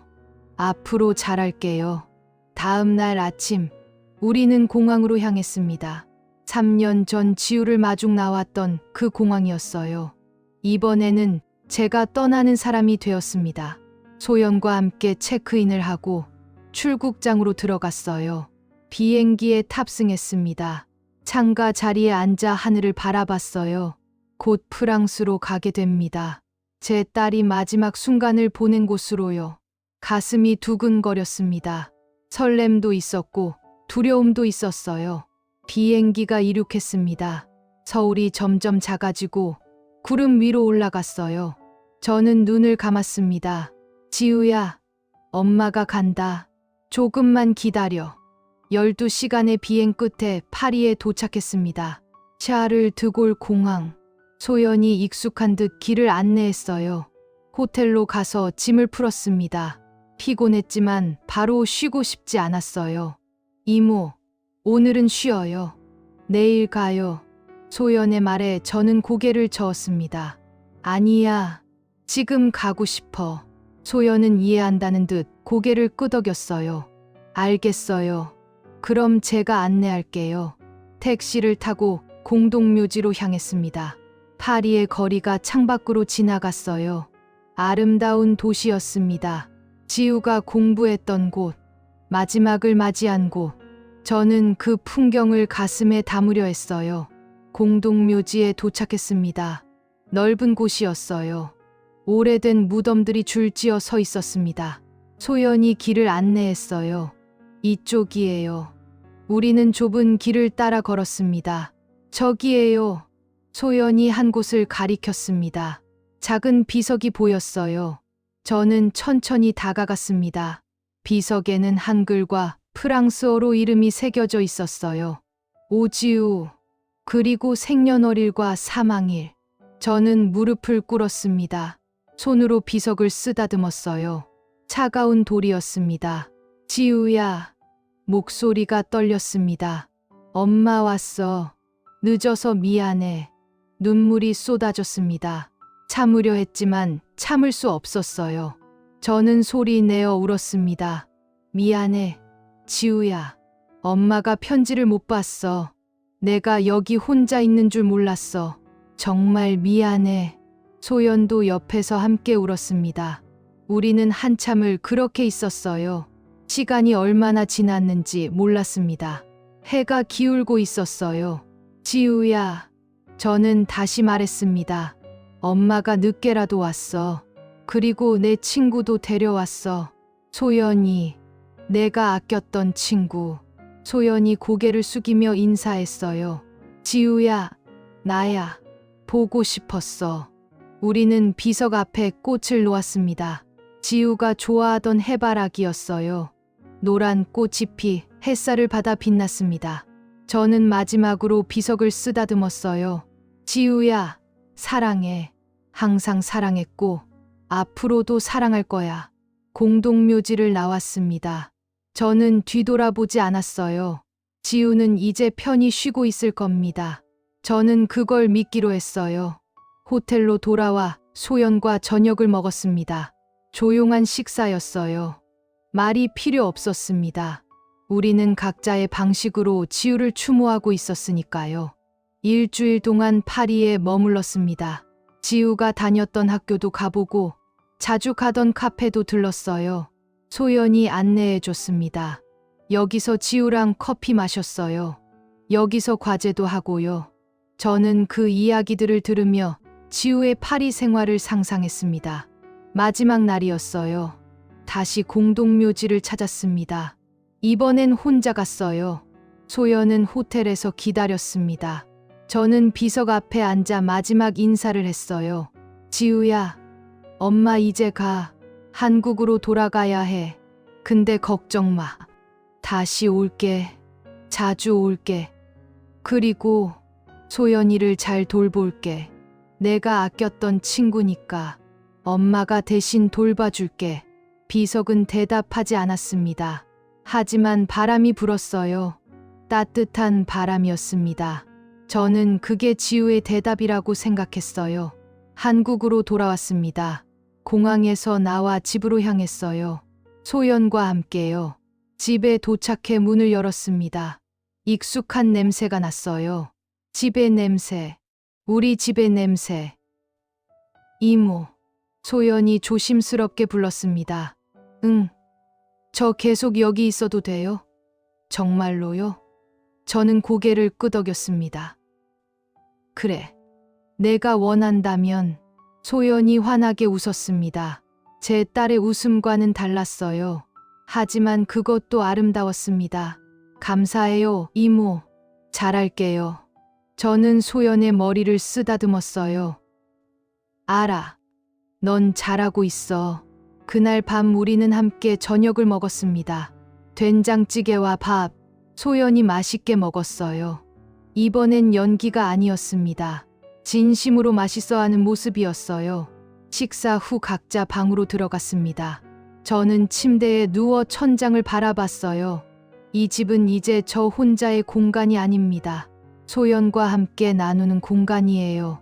딸과 엄마는 아니지만 서로에게 필요한 사람들. 창밖을 봤습니다. 달이 밝았어요. 저는 달을 보며 생각했습니다. 지우야, 엄마 잘하고 있는 거 맞지? 내 친구를 돌보는 게 맞는 거겠지? 대답은 없었습니다. 하지만 달빛이 따뜻하게 느껴졌어요. 저는 그게 지우의 허락이라고 믿었습니다. 다음 날 아침, 저는 평소처럼 일어났습니다. 거실로 나가니 소연이 이미 아침을 준비하고 있었어요. 좋은 아침이에요, 이모. 응. 잘 잤어? 우리는 함께 아침을 먹었습니다. 창밖으로 햇살이 들어왔어요. 새로운 하루가 시작되었습니다. 지우 없는 하루. 하지만 소연과 함께하는 하루. 저는 이제 알았습니다. 가족이란 반드시 피로 연결된 게 아니라는 걸요. 때로는 선택으로, 필요로, 그리고 사랑으로 만들어지는 것이라는 걸요. 소연은 제 딸이 아닙니다. 영원히 딸이 될 수 없어요. 하지만 저에게 필요한 사람입니다. 그리고 제가 필요한 사람이기도 하죠. 우리는 서로의 외로움을 채워주는 존재가 되었습니다. 거짓말로 시작된 관계였어요. 하지만 지금은 진실로 이어져 있습니다. 완벽하지 않지만 그래도 괜찮습니다. 인생이란 원래 그런 거니까요. 저는 소연을 보며 웃었습니다. 소연도 웃었어요. 우리의 웃음 속에는 슬픔도 있었고, 죄책감도 있었고, 그리움도 있었습니다. 하지만 동시에 희망도 있었어요. 앞으로 어떻게 될지 모릅니다. 하지만 오늘은, 지금 이 순간은 괜찮습니다. 우리는 함께 있고, 서로를 이해하고, 앞으로 나아가고 있으니까요. 지우야, 엄마는 이제 괜찮아. 내가 남기고 간 친구와 함께 잘 살아갈게. 그게 내가 바라던 일이겠지. 사랑해. 내 딸. 영원히 사랑해.